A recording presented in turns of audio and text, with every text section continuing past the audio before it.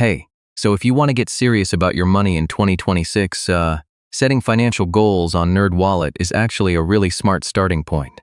I'll walk you through it step by step so it's super easy to follow. Alright, first, open your browser or app and sign into your NerdWallet account using your email and password. Once you're inside, you'll land on your main dashboard, where all your financial tools are shown. Now, look for a section called Goals, Financial Goals, or sometimes Plan, depending on your version. This is where you can create and track your money targets.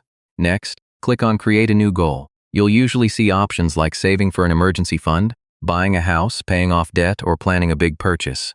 Now choose the type of goal you want. For example, let's say you want to save money. You can set a target amount and a deadline. After that, enter your details like how much you want to save and how long you want to reach that goal. NerdWallet will automatically break it down into monthly saving suggestions.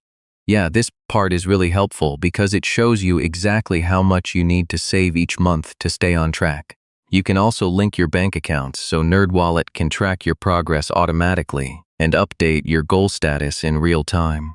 If your situation changes, you can always edit your goal, increase the target, or extend the deadline without losing progress. So yeah, setting financial goals on NerdWallet is a simple way to stay focused, track progress, and actually achieve what you plan with your money. And if this helped, do like, share, and subscribe for more easy finance guides like this. Thanks for watching.